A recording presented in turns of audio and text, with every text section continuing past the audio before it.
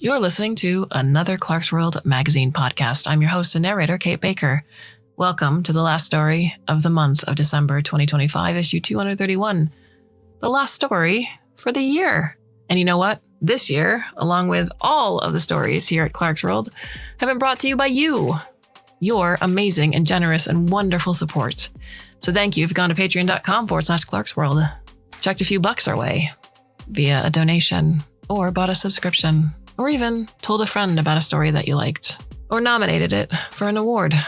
You are the foundation on which we stand, so thank you so much. You let me do what I love to do in telling you a story. And this story is titled Homegrown and is by Madeleine Vigneron. Madeleine Vigneron, she, her, is a graduate student in English literature at Carleton University. She is an editor at Augur Magazine. Her writing has been published in Choreo, Quilt, The Undergraduate Review, Collective Reflections, Writing in the Gallery, and performed by the Dan Studio series. So, my dear listener, I hope that you can sit back, relax, and let me tell you a story.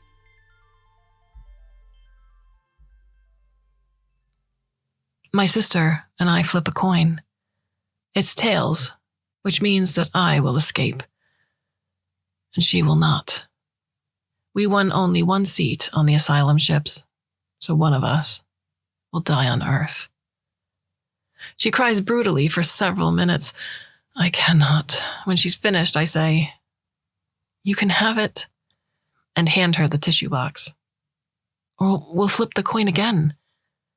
But she shakes her head after wiping the snot from her face. No, you won.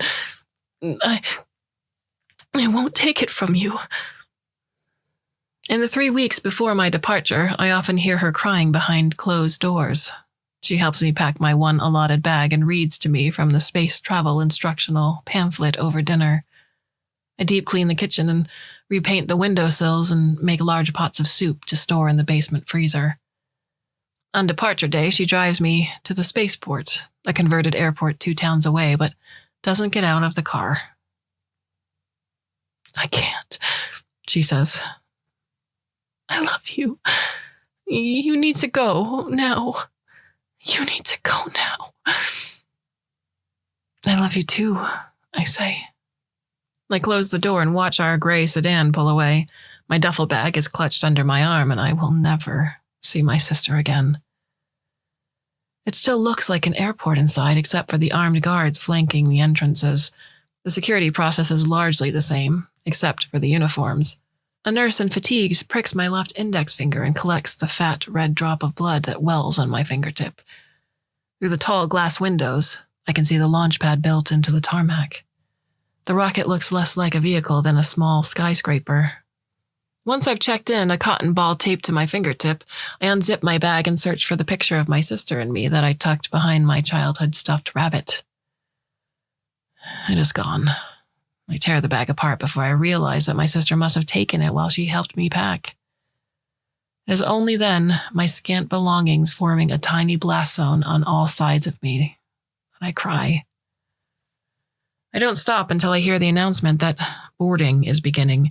I get up and wobble away from the scene, leaving the paraphernalia of a life strewn in a circle with a hole in the middle in the shape of a crying girl. A woman from management brings me my repacked duffel bag once I've buckled in and stows it in the compartment above me. I wish she hadn't. If it wasn't already secured in place, I would walk back to the ship's entrance and throw it out onto the tarmac. My last memory of Earth is of me weeping into my own swollen eyelids, fogging up the visor of my helmet until I can see nothing but a pale smudge. When they put me under for the journey, it is a hazy, sweet relief. I begin, almost immediately, to dream. I think it is during that first ascent out of the clutches of Earth's gravity that I dream of my sister, descending the basement stairs. She retrieves a pot of tomato soup from the freezer and chisels off a chunk to reheat it in the microwave. She watches the bowl spin in slow, gentle circles, the ceramic taking on a dull yellow in the microwave light. The microwave beeps its conclusion, and she opens the door to take out the bowl. For some reason, my sister picks it up with her bare hands, and she drops the scalding bowl with a scream onto the kitchen floor.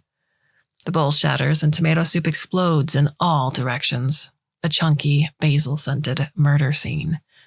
There are hot flecks against her ankles. A large chunk of ceramic rests against her toe. My sister stands very still for several moments. She does not cry, and once she moves again, she mops up the mess with a damp paper towel and places the shattered bowl in a plastic garbage bag. She makes herself a sandwich instead. I adapt quickly to my new surroundings and to my responsibilities on the ship. We will not be the ones to reach our destination, management tells us, so it is our duty to ensure that the ship's resources will be able to support each subsequent generation until our descendants eventually arrive at humanity's new homeland. It is a funny thing to say to people escaping a dead, drained-out planet. I wonder who of my new neighbors bought their way onto the ship and who, like me, is only here by lot. I work on the agricultural deck with, I suspect, the others here by lot. My sister enjoyed gardening on Earth, but I could never get the pleasure from it that she did. It seemed like an intrusion to force a plant's roots into foreign soil. I always felt as if the ground hated me, and anything I planted was eagerly eaten by rabbits.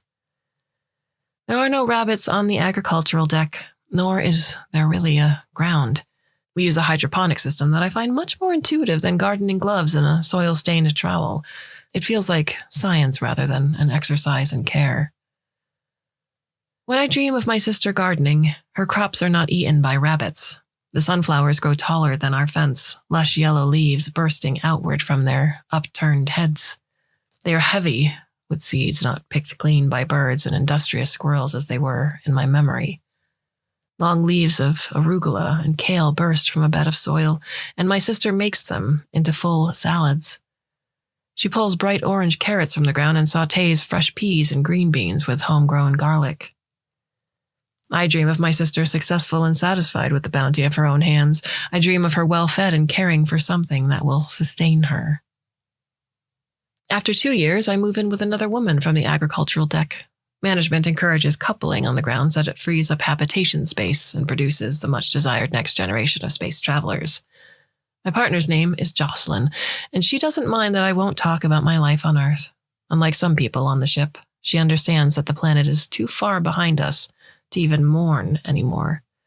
She wants a child, but doesn't know if she wants to carry one herself. I'll do it, I say. Well, don't say that unless you want to, she says. I don't, I say. But I will. The production of life, I understand now, is a science, not an act of care. I will not be a dry patch of dirt determined to shrivel up any roots planted in it. It will be cleaner, simpler, easier than that. Jocelyn is a little sad that the child won't be related to her, so I ask if she wants me to use her egg. No, it's all right, she says. I'm excited to have a baby who looks like you. I hadn't thought about the fact that the child would look like me. I have not seen anyone related to me in so long that I've forgotten what it is like. When I try to imagine the lost picture of me and my sister, I see 2 identical ovals, my own face staring back twice. My sister's face looks right in my dreams, but when I wake up, I can't remember it. I dream of my sister building a family back home.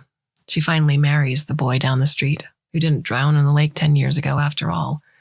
He was just on an adventure, and now he's come home. She's excited to have his child and to nurture a new kind of life. He grills thick asparagus stalks and halved red peppers on the barbecue drizzled with olive oil. They sit in their garden, cool and shaded from the sun by tall green fronds. She rubs her pregnant belly with one hand and spears a roasted pepper with a fork in the other. I do not enjoy being pregnant. I vomit often and cannot stomach most foods. Sometimes early in the morning, still half cradled by sleep, I ask Jocelyn for something that we do not have on the ship, some impressive feat from my sister's garden that is still making my mouth water when I wake up. She learns to say, "Darling, try again," after which I come back to myself and remember the agricultural deck and its hydroponic bounty. There are plants that we don't have on the ship. I haven't eaten celery in years and do not mourn the loss. But it's more than that. There is something about the food we grow here that doesn't match the taste I recall in my memories or see my sister enjoy in my dreams. When Jocelyn brings me cucumber slices, they taste sour on my tongue. Jocelyn states that it's the canned taste of the ship's recycled air, but I know she's wrong. There is something different about the food we grow, something different about the quality of life that we are capable of producing in a tin can hurtling away from everything that humanity ever grew before. I ask a friend who works on the protein deck, and she tells me that she feels the same way. She asks how I'll feel feeding it to my child. I tell her that I'll feel satisfied that my child has something to eat, but I keep thinking about it that night, lying next to Jocelyn in bed, her hands soft against my swollen belly. I dream of my sister screaming in her garden. Her born-again husband holds her as she thrashes on a bed of strawberries, red juice staining her legs. I realize that she is giving birth, or trying. Her husband strokes her dark hair away from her sobbing face. She looks scared. She looks lonely. I have never felt more far away. When my child is born alive, I am surprised. I hold her swaddled body in my arms, and Jocelyn kisses my sweaty forehead. I am surprised, too, that I am still here to feel it, that my skin is still warm under the cooling film of perspiration. There has been a sense of doom over me since the beginning of my pregnancy, especially since I started asking to eat things only found light years away, especially since I dreamed of my sister's red-stained legs. I'm shocked to find myself alive and in the present. I'm shocked to find myself an adult woman with a wife and a child in my arms. I did not think I would survive this long. We name the child Sung Lam because I figure that there is no use in the habit of pretending a child's real name is her middle name anymore. She is a curious baby, always reaching for things at the edge of her perception. One day, once she is old enough to toddle along on her own 2 feet, I take her to work with me. Her steps are small, and she holds my thumb with her entire tiny hand. On the agricultural deck, Sung Lam meanders behind me as I check the pH levels of a swath of potato plant's nutrient solution. I pick her up and hold her in my arms so she can feel the plant's rounded green leaves. She clasps one stem in her little fist and pulls it upward. I'm surprised to see that, as the potato comes out of its clear nutrient solution, its small white roots are dewy with moisture rather than clinging to brown clumps of dirt. Something about my daughter's eager young curiosity has made me forget that, of course, she will never step foot on a floor made of soil. She will never pick a potato from my sister's garden. The next time I dream of my sister, she is knee-deep in dirt. She is shoveling out a pit in the center of her garden. I see coils of green leaves peeking out from the pile of soil behind her. Her face is damp and streaked with dirt. Her born-again husband is nowhere to be seen. As she digs the hole deeper, dark clumps of hair come loose from her ponytail. I am hypnotized by the regularity of her movement. My sister leaning down to dig the shovel into the ground and then turning around to hurl the shovel full of dirt onto her rapidly growing pile. I see what looks like the yellow-petaled head of a sunflower as another clump of dirt lands on the pile, inciting a small avalanche of outward-stretching soil. I wonder if my sister's back hurts from the regular movement. I have been finding that as I trudge toward middle age, mine is increasingly susceptible to unexplained pains. When she is waist-deep in the dirt, my sister's shovel catches on something in the earth. She tries again to thrust it into the soil. With an increasing agitation, she tries again and again. Finally, there is a sharp noise, and the wooden handle of the shovel splinters, its metal blade falling to the ground. She screams, a sudden, stomach-dropping sound, and throws both halves of her broken shovel onto the pile of dirt. My sister gets down on her hands and knees and starts to dig. Her movements are erratic and rapid until they are not. She slows her pace, a handful of dirt still clenched in one palm, and collapses, trembling, into the loose dirt. I am not there. She stays there shaking, and I am not there.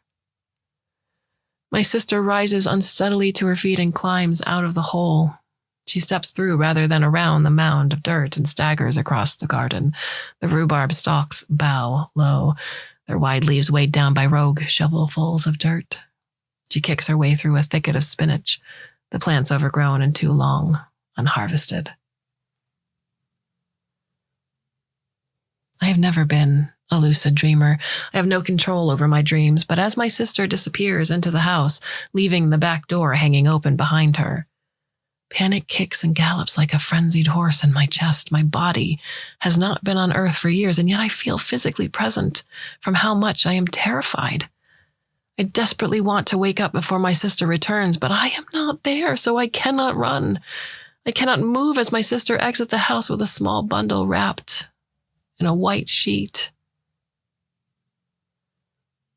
When Jocelyn shakes me awake, I am howling. Tears stream down my face, down my neck, seeping into the sheet and the mattress beneath me. I can feel the coolness where the tear tracks curl around my neck, to the back of my shoulders, to the top of my spine. My hands grip the covers and Jocelyn tries to pry my fingers free as I scream. She's dead, I'm saying over and over. And she's dead. My baby is dead. She's dead. She's not, Jocelyn tries to tell me. She's not. She's okay. Sunglam is okay. I'm screaming too loud to hear her. My eyes are swollen shut from crying so hard, and I squeeze them closed even tighter. I do not want to see the world this morning.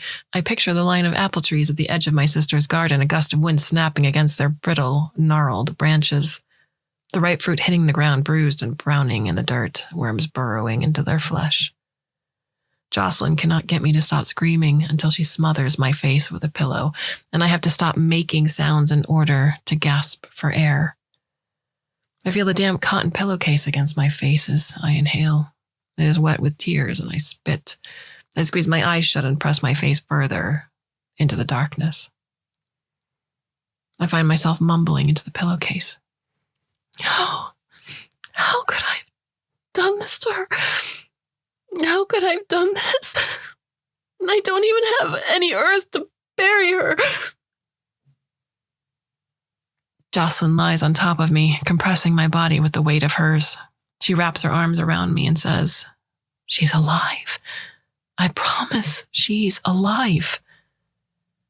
I'm not fully convinced until hours later Jocelyn brings Sunglam to see me. I lie in bed with a warm towel on my forehead. Jocelyn leads Sunglam in, holding her hand. My daughter kisses me on the cheek and says, "I hope you feel better, Mama." Her voice trembles. How could it not? She must have heard me scream. I'm amazed by the depth of grief I feel, even when I know my daughter is alive, the grief for a niece I never met, for a niece who, in my more lucid moments, I concede probably didn't even exist. She has existed for me for years. She is as real and beloved to me as my sister. I may tell Jocelyn that the past is dead and gone and far behind us, but at night I know that isn't true. Jocelyn tells the agricultural deck supervisor that I'm ill. She comes home to check on me during her lunches. I don't eat much, but I accept her urging to stay hydrated because I feel parched from constantly crying. I ask Jocelyn for sleeping pills, but she refuses to give me any. I accuse her of thinking that I'm going to kill myself. Can you blame me? I can't get out of bed to get my own, so instead I mourn and hope for sleep, but when it comes, it is patchy and dreamless. I want to grieve with my sister. I want to hold her as she wails. I want to help her bury her child. I want the two of us and our families to be buried in the same plot of land. I want flowers to be placed against a headstone with both of our names. I want to see her. I want to suffer with her. I lie in bed for days despondent, begging for sleep to take me. I don't want to kill myself. I know better. I won the coin toss, so I am the one who survives. And my daughter is the one who will survive too. I don't need to long for a plot of dirt to bury her. I am the one who is stuck in the dirt. She will outlive me and see stars that I never will. This is the cruelty of it. I am the one who survived. It takes several weeks for me to return to myself. I do not dream at all, which Jocelyn says is a good thing. She is right, but it is hard to believe her. I miss my dreams with a longing so physical that it sometimes forces the breath from my lungs, but I am starting to understand what is and is not real. I am learning the boundaries of my mind as if for the first time. I am used to the image of a living earth overlaying the fading, grayed-out world of my memory. I fantasize that the coin toss landed in my sister's favor after all. Not that it landed on heads rather than tails, but that I was wrong to pack up shop and leave. That she is enjoying the gentle comfort of an earth unburdened by its deserters, and I am being punished for giving up on the home where I sprouted. That I should have had faith in the soil's ability to nurture me. I desperately want to believe that it is nurturing her, that she stands on a ground writhing with life, rather than crumbling in pale and dry to hold her limp body. It would be nice to stay home, to marry your dream man, to raise a beautiful child on the homegrown fruit of your own soil. It would be wonderful if home was always what you remembered, and if it was always a place of comfort. It would be wonderful if you could stay rooted in a place and still grow upward, outward, toward the sun. It would be wonderful if all of that was possible. But it's better to live. I worry that Sung Lam will be afraid of me, but she seems to just miss her mother. When I emerge from my bedroom dressed for the first time in weeks in outside clothes, she runs to me and hugs my leg. My daughter is warm against me through the thin linen of my pant leg, a sensation that distracts me from despairing over the inadequacy of the term outside clothes. Nothing and everything is outside now. I am outside of my bedroom, but still in the ship's shell. I am inside a vehicle that is now my world, but I am outside of the planet that birthed me. I take Sung Lam to the agricultural deck to look at the flowering fruit trees. In the absence of planetary seasons, they are grown on a cycle that approximates that of the Earth, but slightly adjusted so that there are always approximately the same number of produce types available for consumption at any given time, geographically distributed so that the ship's different communities will always have something familiar to eat. It is spring for the apples, but not for the oranges. This suits me fine. I like the apple blossoms best. Sung Lam cups a flower in her palms, and I am struck by how much she has grown since the last time the apple trees blossomed. The petals that once looked surprisingly large against the soft baby fat of her hand now look delicate, even flimsy, cupped in her two palms. The blush of pink at the center of the flower is asymmetrical, leaning shyly toward her tentatively smiling face. There are no graveyards on the ship and no dead kept here. The closest I could think of was the ever-turning compost of the agricultural deck, moisture and rot death distilled into nutrient solution that, when I am well enough to work, I feed into the hydroponic system. Each newly sprouted vegetable's clean white roots swimming in the ghosts of vegetation past. The last time I did this, I was with my sister, the two of us not entirely sure how to bow to an ancestor's grave, without our mother there beside us to show us how. She was in the ground, though, and her mother before her was ashes in a wall in Hong Kong. It was only the two of us in our tattered memories, forced by the grave before us to confront the fact that we had not listened to her enough while she was alive to honor her, once dead. I don't remember everything, but I do remember this. I face what we call south, but it is in actuality the back end of the ship, the direction from which we are ceaselessly propelling outward into the darkness. My hand on my daughter's shoulder nudges her the same way. She is the only person in the universe who is related to me now, the only face left that looks like mine, like my sister's, like my mother's. everyone else is buried. We face the grave of planet Earth and bow 3 times. Salam, peering sideways at me, as if to make sure she's doing it right. For my sister, far behind me. For my daughter beside me. And for the life I imagined and grieved, all the same.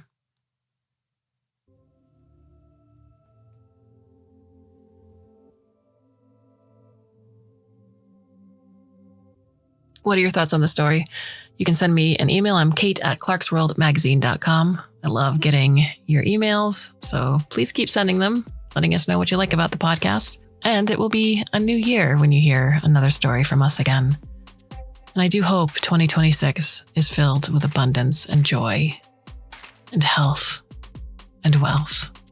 I do hope that you'll come back and listen then, should you so choose. And until then, my dear listener, I bid you a very fond and hopefully very temporary farewell.